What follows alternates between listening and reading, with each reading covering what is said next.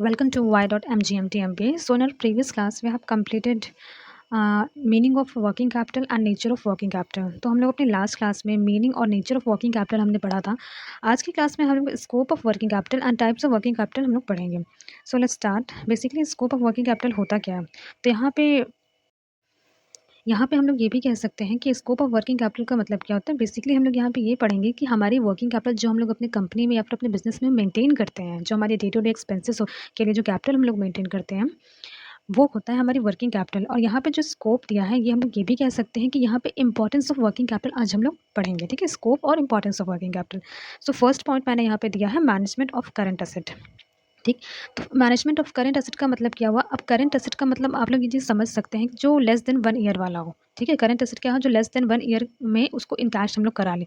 Suppose for an example हमारा account receivable होता है. अकाउंट रिसीवेबल कब होता है? मतलब ये कि इन फ्यूचर हमें इतने अमाउंट मिलने वाले हैं. ठीक है, सपोज कोई चीज़ हमने सेल किया है क्रेडिट पे, तो हमारा अकाउंट रिसीवेबल अकाउंट खुल गया. हमने जो चीज़ सेल किया है वो चीज़ 5000 की है, तो हमारा अकाउंट रिसीवेबल अकाउंट में कितना जाएगा? 5000 जाएगा.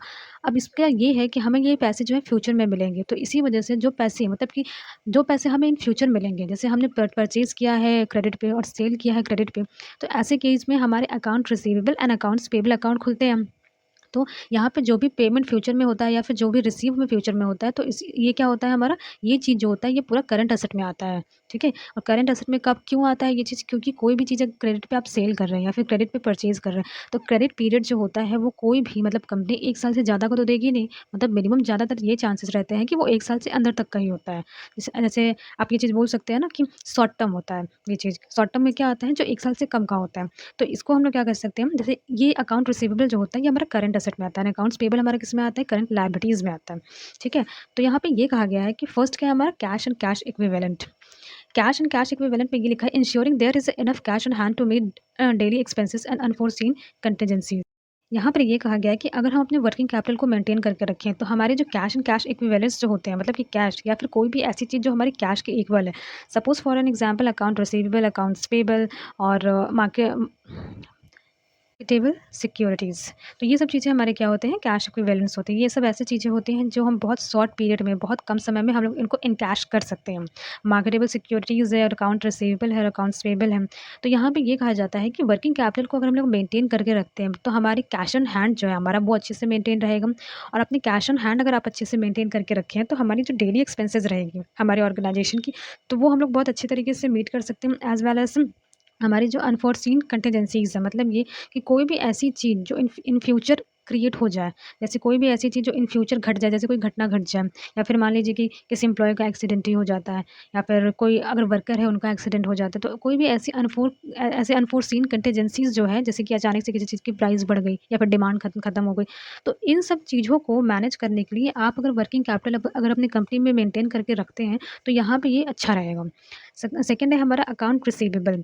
तो अकाउंट रिसीवेबल में क्या होता है? अगर हमने वर्किंग कैपिटल बहुत अच्छे तरीके से मेंटेन करके रखी है, तो यहाँ पे हमारी ड्यूटी ये भी रहेगी कि जो हमने कस्टमर को जो क्रेडिट पॉलिसी जो हमने सेट करके दी है, मतलब ये कि हमने जो क्रेडिट पॉलिसी अपने कस्टमर के लिए सेट करके रखी है, वो बहुत एफिशिएंटली हमें मैनेज करना होगा. क्यों? क्योंकि अगर हम चाहते हैं कि हमारी वर्किंग कैपिटल बेटर अच्छे तरीके से मैनेज हो, तो अब ऐसा तो होगा नहीं कि अगर आपके अकाउंट रिसीवेबल है, तो आपने उससे बोल दिया कि हाँ, आप मुझे 1 साल के बाद पेमेंट करना और हमारी बिज़नेस ऐसे ही चलती रहेगी. ऐसा तो होगा नहीं.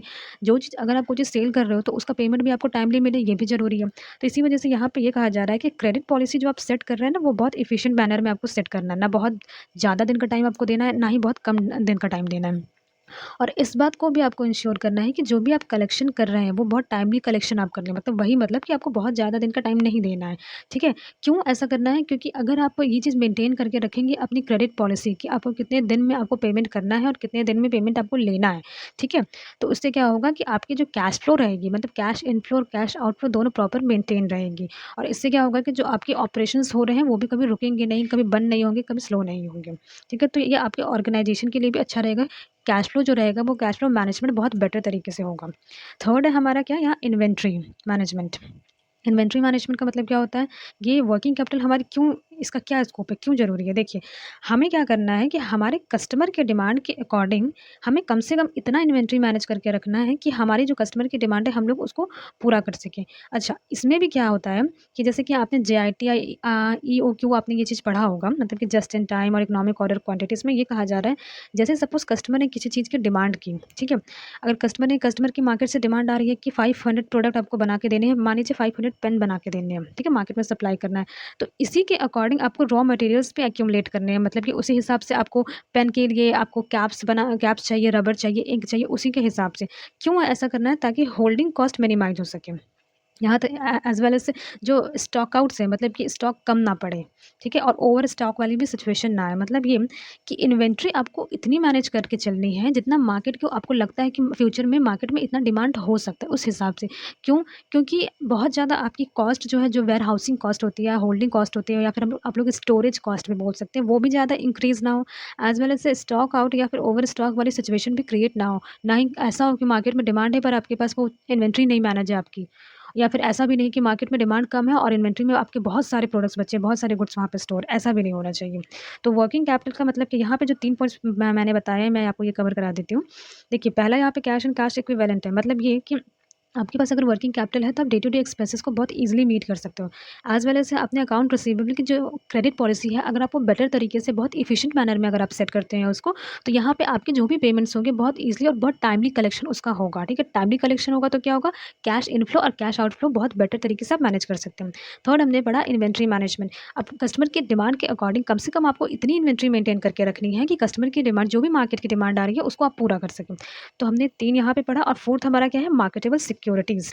Investing in short term low risk security to optimize return on idle cash without compromising liquidity, ठीक है? अब मार्केटेबल सिक्योरिटीज़, जैसा कि मैंने आपको इससे पहले भी वीडियो में बताया है कि ये एक फाइनेंशियल इंस्ट्रूमेंट ऐसे होते हैं जो इसमें हम लोग क्या कर सकते हैं, अगर हम लोग अपने आइडल कैश को अगर किसी शॉर्ट टर्म या फिर लो रिस्क सिक्योरिटीज़ में अगर इन्वेस्ट करते हैं, तो उससे क्या होगा कि जो हमें आइडल कैश हमारा है, जिस पे हमें कोई इंटरेस्ट नहीं मिल रहा है या फिर जिस पे हमें कोई इंक्रीमेंट नहीं मिल रहा है, उस पे क्या होगा, हमें अच्छे खासे रिटर्न्स मिल सकते हैं अपने शॉर्ट टर्म में। और जिससे उससे क्या होगा कि उसकी लिक्विडिटी भी मेंटेन रहेगी। मतलब ये कि कहीं भी कोई भी कैश है जो हमारी आइडल पड़ी है, उसको हम लोग सिक्योरिटीज़ में अगर इन्वेस्ट करते हैं, ठीक है, तो उससे क्या होगा कि हमारी जो आइडल कैश होगी उसकी कहीं ना कहीं इंक्रीमेंट होगी, कहीं ना कहीं वो बढ़ेगा।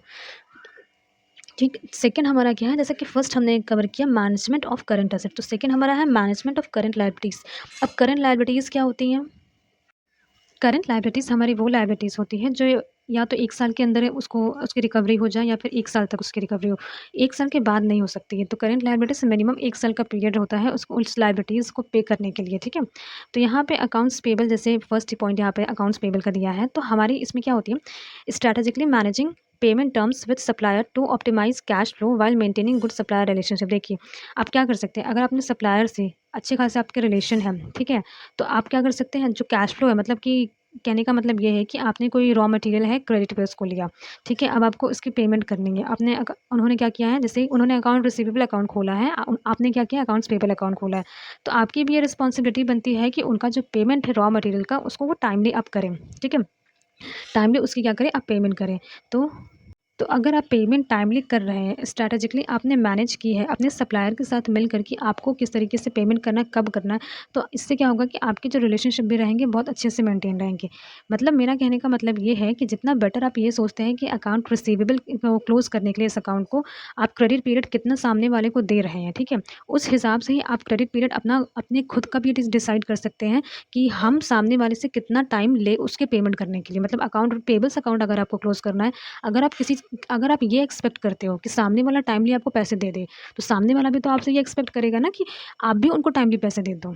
तो यहाँ पे दोनों चीज़ मैनेज करके चलना होता है कि अगर आप चाहते हो कि अपने सप्लायर से अच्छे रिलेशनशिप बिल्ड करके रखो, तो वहाँ पे आपको क्या करना है, जो पेमेंट उनको आप उनको देंगे, वो भी आपको टाइमली देना पड़ेगा। सेकंड है हमारा शॉर्ट टर्म डेट। अब वर्किंग कैपिटल क्या करता है, working capital basically short term चीज़ों को ही देखता है, शॉर्ट टर्म एसेट हुए, शॉर्ट टर्म लायबिलिटीज़ हुई, शॉर्ट टर्म डेट हुए, इन्हीं सब चीज़ों को देखता है। तो handling short term borrowing and repayment to ensure the company meet its obligation without straining liquidity. अगर हमारी वर्किंग कैपिटल बहुत अच्छे से मेंटेन है, तो जाहिर सी बात है कि हमारे जो शॉर्ट टर्म बोरोइंग्स है या फिर रिपेमेंट हमें करनी है, मतलब जिनको हमें पेमेंट करना है, ठीक है, तो ये सब चीज़ें हमारी बहुत ईजिली और बहुत इफिशिएंटली मैनेज हो जाएगी। और इससे क्या होगा कि हमारी जो कंपनी की जो लिक्विडिटी पोजीशन रहेगी वो भी हार्म नहीं होगी। कहने का मतलब ये है कि वर्किंग कैपिटल अगर आपने बहुत अच्छे से मेंटेन करके रखा है, तो जो भी शॉर्ट टर्म ऑब्लिगेशंस आपके रहेंगे, वो बहुत ईज़िली आप पे कर सकते हैं। बहुत ईज़िली उस उन ऑब्लिगेशंस को परफ़ॉर्म कर सकते हैं। तो इससे क्या होगा कि जो आपकी लिक्विडिटी रहेगी, उस पे बहुत ज़्यादा ज़ोर नहीं पड़ेगा। ठीक है? बहुत ज़्यादा प्रेशर नहीं पड़ेगा, क्योंकि ऑलरेडी आप इतना फंड मेंटेन करके रखे हैं कि आपने अपने शॉर्ट टर्म ऑब्लिगेशन को मैनेज कर लिया है अच्छे से। नाउ अगर थर्ड पॉइंट अगर हम लोग इसमें देखिए, किसमें, मैनेजमेंट ऑफ करंट लायबिलिटी का थर्ड अगर हम लोग देखें, तो यहाँ पे अक्रूड एक्सपेंसेस दिए। अब अक्रूड एक्सपेंसेस क्या होते हैं? ऐसे एक्सपेंसेस जो इंकर्ड अभी हुए ही नहीं है, बट इन फ्यूचर चांसेस है कि वो इंकर्ड हो सकते हैं। ऐसे एक्सपेंसेस को हम लोग क्या कहते हैं? Accrued expenses. Managing and accounting for expenses that have been incurred but not yet paid to maintain accurate financial record. देखिए, ऐसे खर्चे जो फ्यूचर में इंकर्ड हो सकते हैं, इनको भी मैनेज करना, as well as accrued expenses के नाम से इनकी भी अकाउंटिंग में रिकॉर्डिंग करना, अकाउंटिंग करना, इनके भी प्रॉपर तरीके से अकाउंट्स में रिकॉर्ड करना, ये भी बहुत इंपॉर्टेंट होता है। क्यों? ताकि आप फाइनेंशियल रिकॉर्ड्स को बहुत प्रॉपर्ली और बहुत एक्यूरेट में मेंटेन करके चलो। ठीक है? जैसे कोई भी अक्रूड एक्सपेंसेस एक्सपेंस जो आपको लग रहा है कि अभी तो नहीं है, बट इन फ्यूचर ये इंकर्ड हो सकता है। अगर आप उसको अभी से रिकॉर्ड कर लें, ठीक है? अभी से अगर आप रिकॉर्ड कर लें, तो आप उस हिसाब से अपनी कैपिटल भी मेंटेन कर लेंगे। इससे क्या होगा कि आपके फाइनेंशियल रिकॉर्ड भी अच्छे बनेंगे, और पहले से अगर आप पैसे अगर अपना मैनेज करके अगर रख लेते हैं, तो फ्यूचर में अगर वो एक्सपेंसेस इंकर्ड होते भी हैं, तो आपके पास उतना सफिशिएंट अमाउंट ऑफ कैपिटल रहेगा, सो दैट आप उस एक्सपेंसेस को बेयर कर लो।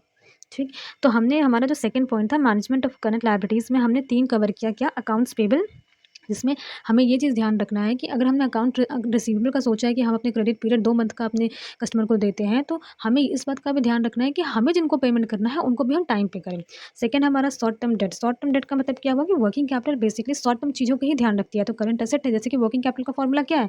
Current asset minus current liability. इसी तरह वर्किंग कैपिटल क्या होती है? शॉर्ट टर्म डेट्स पे ही ध्यान रखती है। डेट, शॉर्ट टर्म बोरोइंग है, शॉर्ट टर्म रिपेमेंट्स, जो भी शॉर्ट टर्म की चीज़ें होती हैं, उन पे ध्यान रखती है। अगर आप इन चीज़ों को अच्छे से प्रॉपर्ली मैनेज करते हैं, अगर इतना sufficient amount of working capital है कि आप बोरोइंग्स और रिपेमेंट बहुत ईज़िली कर सकते हैं। ठीक है? तो उससे क्या होगा कि आपकी लिक्विडिटी पोज़ीशन पे बहुत ज़्यादा ज़ोर नहीं पड़ेगा, बहुत ज़्यादा स्ट्रेन नहीं होगा। थर्ड हमने क्या पढ़ा? थर्ड हमने अक्रूड एक्सपेंसेस पढ़ा। अक्रूड एक्सपेंसेस ऐसे एक्सपेंसेस होते हैं जो अभी इंकर्ड नहीं हुए हैं, बट इन फ्यूचर वो इंकर्ड हो सकते हैं। तो इनको भी पहले से मेंटेन करना, इनके लिए कैपिटल पहले से मैनेज करना उतना ही ज़रूरी होता है। ठीक है? और इसको फाइनेंशियल रिकॉर्ड्स में मेंटेन करने से एक्यूरेट हमारे रिकॉर्ड्स भी बनते हैं। अब थर्ड पॉइंट जो हमारा है, वो है लिक्विडिटी मैनेजमेंट। यहाँ पे क्या इंश्योर किया जाता है? देखिए, यहाँ पे ये इंश्योर किया जाता है कि एटलीस्ट आपके पास जो लिक्विड एसेट है, लिक्विड एसेट में क्या आता है? आपका कैश आ गया, कैश एंड इक्विवेलेंसी, 2 चीज़ आ गया आपके लिक्विड एसेट में। लिक्विड क्या है? लिक्विड मनी, जैसे हम बोलते हैं ना, कैश, ये चीज़ होता है। ठीक है? तो आपके पास कम से कम लिक्विड एसेट इतने मेंटेन हो कि आप शॉर्ट टर्म ऑब्लिगेशन को अपने मीट कर पाओ, और अपने ऑपरेशनल नीड्स जो है, ऑपरेशनल नीड का मतलब क्या हुआ? जो खर्चे आपके ऑपरेशंस में लग रहे हैं, मतलब ऑपरेशन जिस चीज़ की भी आपकी फर्म है, जो भी काम वहाँ पर होता है, वो क्या हो गया? उस फर्म का ऑपरेशन हो गया। तो वहाँ पे जो भी एक्सपेंसेस, जो भी कैपिटल आपको लगाना है, तो कम से कम इतनी लिक्विडिटी आपकी मेंटेन रहनी चाहिए, इतनी लिक्विड एसेट आपके पास मेंटेन रहनी चाहिए कम से कम, जिससे आप short term obligation as well as अपने ऑपरेशनल नीड को फुलफिल कर सकें। ठीक है? तो लिक्विडिटी मैनेजमेंट क्या इंश्योर करती है कि आपके पास लिक्विड एसेट कम से कम इतने होने चाहिए कि आप short term obligation as well as operational need को आराम से फुलफिल कर लो। फोर्थ है हमारा cash flow management. Working capital का स्कोप एक और ये भी है कि कैश फ्लो को किस तरीके से मैनेज करना है। देखिए, अगर पहले से हमने फ़ोरकास्ट करके रखा और अपने cash inflow as well as cash outflow दोनों पे अगर आप ध्यान रख रहे हैं कि कहाँ से पैसे आने हैं, कहाँ पे जाने हैं, आपने जो भी रिसीवेबल और पेबल्स अकाउंट अगर खोले हैं आपने, तो कितने समय में आपको वो पेमेंट मिल जा रहा है, टाइम पे मिल रहा है कि नहीं, आपके इनफ्लोज़ और आउटफ्लोज़ जो है वो टाइमली हो रहे हैं कि नहीं। इससे क्या होगा, इससे कंपनी ये इंश्योर करती है कि कंपनी अपने एक्सपेंसेस को प्रॉपर तरीके से मैनेज कर पाएगी कि नहीं, एज़ वेल एज़ अगर उनके पास कोई ऐसी अपॉर्च्युनिटी मिलती है जहाँ पे वो इन्वेस्ट कर सकते हैं, तो वो वहाँ पे टाइमली इन्वेस्ट कर पाएँगे कि नहीं। मतलब किसी भी कंपनी की अगर इनफ्लोज़ एज़ वेल एज़ आउटफ्लो दोनों अगर अच्छा चल रहा है, तभी वो अगर कोई अपॉर्च्युनिटी देखती है कि हाँ, यहाँ पे हम इन्वेस्ट कर सकते हैं, तभी वो वहाँ पे इन्वेस्ट कर पाएगी। तो लिक्विडिटी मैनेजमेंट में क्या हमने बेसिकली पढ़ा कि वर्किंग कैपिटल लिक्विड को मैनेज करती है। कैसे लिक्विड को मैनेज करे? अगर आप लिक्विड लिक्विड एसेट को आपने मैनेज किया है, इसका मतलब ये कि जो भी आपके शॉर्ट टर्म ऑब्लिगेशंस होंगे, क्योंकि वर्किंग कैपिटल का काम क्या है? शॉर्ट टर्म चीज़ों को वो देखती है, जो आपके शॉर्ट टर्म ऑब्लिगेशंस होते हैं ना, उनको फुलफिल करना, उनको मीट आउट करने का उनका टारगेट है। वर्किंग कैपिटल से आप क्या करते हैं? अपने डे टू डे एक्सपेंसेस को अपने पूरे करते हैं, अपने ऑपरेशनल एक्सपेंसेस को आप उससे मीट आउट करते हैं। तो यहाँ पे लिक्विडिटी को मैनेज करना कंपनी में, कि हमेशा ये चीज़ रहे, हमारे पास लिक्विड एसेट कुछ ऐसे रहे कि अगर हमारी कोई शॉर्ट टर्म ऑब्लिगेशन आ भी जाती है सामने ना, तो हम उसको मीट कर दें, पूरा कर दें उसको। और हमारी जो ऑपरेशनल नीड आती है कि हमारे ऑपरेशनल में किसी भी तरीके का कैपिटल की ज़रूरत अगर पड़ती है, तो हमारे पास इतना सफिशिएंट अमाउंट रहे कि हम उसको मीट कर सकें। फोर्थ में हमने क्या पढ़ा?